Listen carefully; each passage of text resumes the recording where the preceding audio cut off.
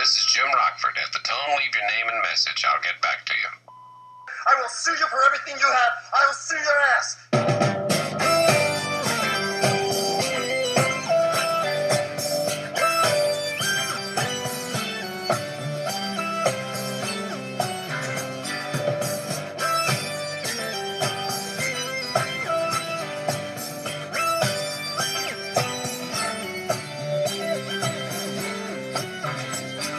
Hi, this is Remembering the Past, the show where we talk about people who've died recently who've had a profound effect on our history, our society, or our culture. And as that clip lets you know, tonight we're going to be talking about Jim Rockford, aka James Garner. He died recently at the age of 86, and there was no one who combined a movie and a television career better than Jim Garner. What a wonderful actor. Jim Garner created two of television's greatest characters, and one of them was Jim Rockford, a 1970s private detective, one of the great television detectives, right up there with Lieutenant Columbo. We talked a little bit about the Rockford Files when we talked about its writer, Stephen J. Cannell, and did his podcast about 2 years ago. And here's a little snip of the Rockford Files with Jim Garner and two of his co-stars, Joe Santos as his detective friend Dennis, and Noah Beery Jr. as his father, Rocky. Detective Beckler, please. Hey, Dennis, Jim. Hi, Jim. Guess what? Hey, I'd like to ask you a favor. Dennis, I had a little run-in with some guys, and I got their license number. You want to take it down? You know what that means, Jim. Yeah, if we can get a make, I'll know who was chasing me. Now, would you like to address yourself to this little problem I have? Okay, Jim, go ahead. All right, 3 guys in a black Cadillac just tried to pick me up at gunpoint. Their license number is 271IEW. Why, you working on something? No, I can't figure it. I never saw any of them before. Okay, Jim, I'll run it. Thanks, Dennis, and congratulations, huh? He's got a trucking division, too. Don't you forget that. For him. Dad. Huh? Shut up. Shut up, huh? Yeah, shut up. You're beginning to make me mad, Well, that's Sonny. fine, because you're beginning to make me mad. You think I'm not worth spit. All right, I'm not worth $200 million. I don't wear electric blue suits. I don't have a private jet, but I'm not exactly a failure either. I'm sorry, Sonny. You know I'm proud of you. And you know I love you. Yeah, I know that. I'm sorry, Jim. We ain't driving this pizza wagon out there where Aaron's going to see it. Rocky, we're already 15 minutes late. We don't have time to rent a sedan, and we don't have the money. How do you do? I'm supposed to meet Aaron Ironwood. His private jet is tied down 16. I'm Jim Rockford, and this is the Honorable Joseph Rockford of the Bakersfield Truck Driving Rockfords. How would you like a rap in the mouth? We'll come back to James Garner's other famous television series, Maverick, at the end of this program. Let's talk about James Garner as the actor. He was born in Norman, Oklahoma, and he shuttled between Norman and L.A. He was a boomer sooner with some proud Cherokee heritage. He had an abusive stepmother back in Norman, so he moved permanently to L.A. And he was a tough guy. He won 2 Purple Hearts in Korea. He started his acting career when a friend of his became an agent, and as he was driving by his office, he noticed there was an open parking spot. Pulled in the spot, his agent friend gave him some bit parts in some 50s movies, and Garner took it from there. He never considered himself an actor, but here he talks about his influences. I try not to let him catch me act. It's really, what I strive for is to make people think that's the first time I ever said whatever line it is. It's very difficult to do. So who'd you copy that style from? Pretty much Spencer Tracy. I don't ever remember catching Spencer Tracy really acting. Everything he did seemed so natural to me. And, of course, I learned a little technique and professionalism from Henry Fonda, who was that way. Henry was very studied. He was very, he knew exactly what he did every moment. Brando's that way. Brando knew everything he did. Well, Jim Garner's big break came in the 1959 Warner Brothers TV series Maverick, and we'll come back to that. But he was in some great movies in the 1960s and 70s, and he gave some great relaxed performances. One of his best roles was in the 1963 classic The Great Escape. It's a vehicle for Steve McQueen. He's the big star, but James Garner as the roguish scrounger whose job it is to get all the equipment they need for The Great Escape is awfully good in it. Here he begins to ingratiate himself with a not-too-bright German guard who he's going to fleece out of a bunch of equipment they're going to use for the escape. Beautiful day. Yes, but I think it might rain later. No. Red sky in the morning, sailor takes warning. Red sky at night, sailor's delight. Red sky last night. Never heard that before. I learned it in the Boy Scouts. You were a Boy Scout? Mm-hmm. So was I. Really? Yes, I had 19 merit badges. I had 20. I was working on my 20th when the government abolished scouting and sent me into the Hitler Youth instead. Garner did two especially good ones with Julie Andrews. The first was the 1964 Americanization of Emily, screenplay by Paddy Chayefsky. It's an anti-war comedy drama. He got the role that William Holden was supposed to get. James Coburn got the role Garner was supposed to get. I don't trust people who make bitter reflections about war, Mrs. Barham. It's always the generals with the bloodiest records who are the first to shout what a hell it is. It's always the war widows who lead the Memorial Day parade. That was unkind, Charlie, and very rude. We shall never end wars, Mrs. Barham, by blaming it on ministers and generals or warmongering imperialists or all the other banal boats. It's the rest of us who build statues to those generals and name boulevards after those ministers. The rest of us who make heroes of our dead and shrines of our battles. We wear our widows' weeds like nuns, Mrs. Barham, and perpetuate war by exalting its sacrifice. My brother died at Anzio. I didn't know that, Charlie. The second time Andrews and Garner were paired was in the 1982 sex farce Victor Victoria, and Garner got to show off his comedic and his dramatic versatility in that one. I'm finding this trip to Paris a little more bizarre than usual. Thanks a lot. Not you. Why not me? I mean, a woman pretending to be a man. You can stop pretending. And do what? Be yourself. What's that? What do you mean? You're a woman in love with a man.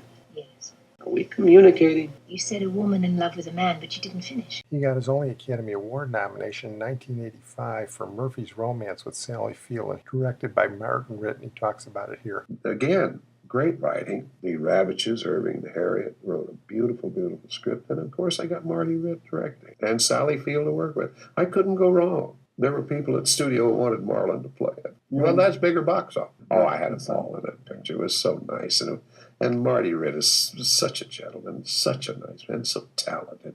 You know, I just loved Marty. I really did. I was nominated for an Academy Award for it, which surprised me because I didn't think they'd give that role because they don't see acting there.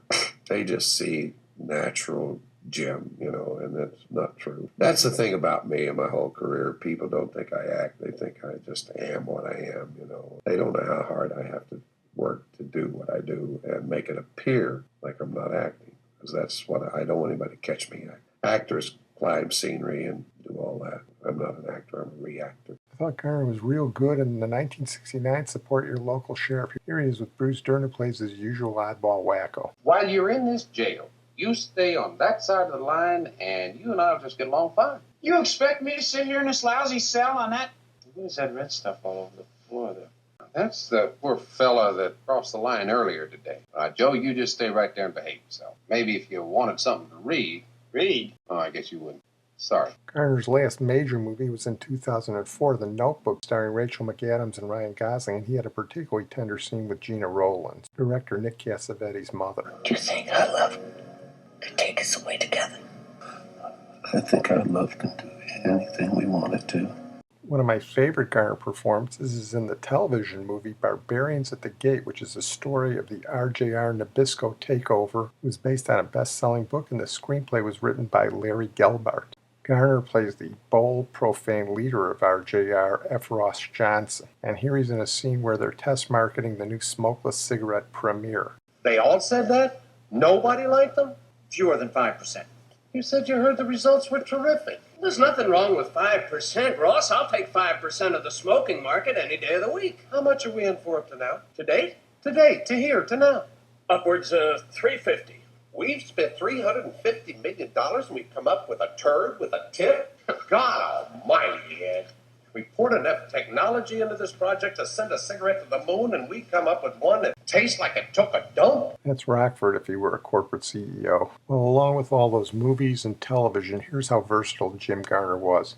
He also did one of the most memorable television commercials ever aired. Back in the late 70s and early 80s, especially around Thanksgiving and Christmas time, he teamed with the beautiful MARIETTE Hartley to do commercials for Polaroid One that were incredibly popular. Know what you're getting me for Christmas? Yep. Got a motor? Yep. Bucket seats? No seats. You stand up in it? Nobody ever has. Give me a hint. So you press a button and it gives you a prize. You got me a gumball machine. It's a lot of fun for everybody. It's the simplest one in the world. It's got a motor. You press a button. It's the simplest one in the world. You didn't. It's a one step. But you get those free. For those younger listeners out there, that was a camera. You don't see those anymore. Cell phones have replaced them.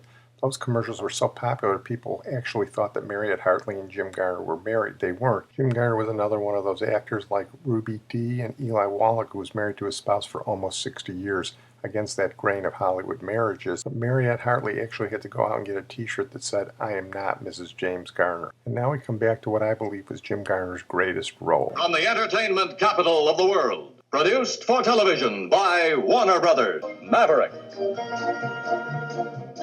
Starring James Garner and Jack Kelly. In 1957, ABC, the Junior Network, and Warner Brothers got Jim Garner to portray Maverick, a roguish but lovable cowboy. He was a well-meaning guy, but a borderline con man. More people today are familiar with Jim Garner as Jim Rockford in the Rockford Files, but both Garner and Stephen J. Cannell have admitted that Jim Rockford was basically the Maverick character placed in 1970 Southern California. And Maverick became a huge hit. It was on Sunday nights, and it was on opposite Ed Sullivan and Steve Allen, and the new guy beat the venerable old talents. In fact, it was so successful that they needed other characters to play Maverick's brothers, including Jack Kelly, and here Jim Garner talks about it. We had only had the pilot in August, about August the 15th, something like 17th, something like that, we had the pilot. And on September 22nd, we went on the air. And I was making them as fast as I could, but we were losing a day a week.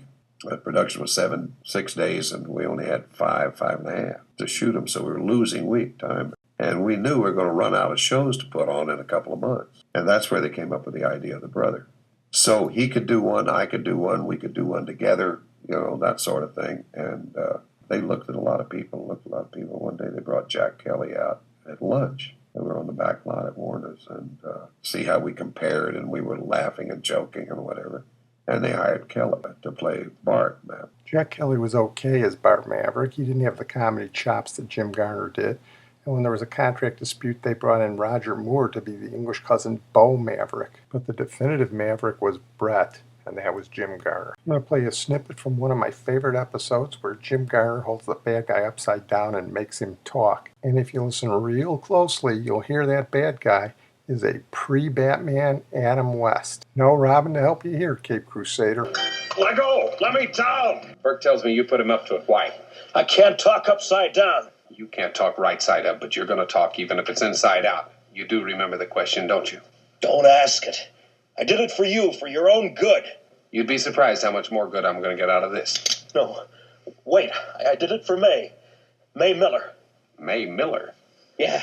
And of course you wouldn't have thought to ask her. Ask her what? Guess. Couldn't see how it was any of my business. Well, maybe it won't seem so crude coming from me. Now, you know why I'm not going to kill you? Why? You keep asking yourself that. If you can't think of any reasons, maybe I can't either. As good as Jim Garner was as Rockford, he was better as Maverick. He left the series. I don't think they were paying him the money he deserved considering the money he was making for them. And then I think during a writer's strike, they didn't want to pay him at all. The studio sued him. He fought him, which was a brave thing to do at the time. And he got a good settlement out of it. And he went on to the movie, so it wasn't a bad thing for him. Same thing happened during Rockford Files. They didn't treat him right. There was a big legal bail, and he won a big settlement there, too.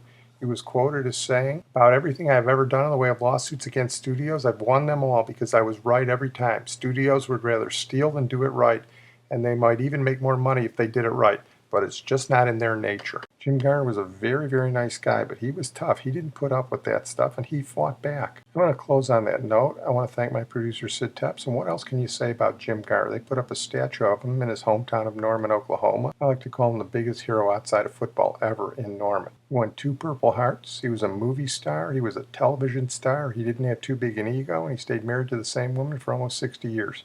Can't do much better than that. There's no other song to close with but the Maverick theme, and this is one of those I wish I could play the whole song, but the copyrights would get me. Regardless of what anybody else tells you, the greatest themes in TV history were the westerns of the 50s and 60s. Bonanza, Rawhide, My Favorite, Have Gun Will Travel, and this one, which is a close second, the Maverick theme. So in tribute to James Garner, a legend of the West. Who is the tall, dark stranger there? Maverick is the name. Riding the trail to who knows where. Luck is his companion. Gambling is his game. Riverboat, ring your bell. Farewell, Annabelle. Luck is a lady that he loves the best. Answers to New Orleans. Living on Jackson, Queens. Maverick is a legend of the West.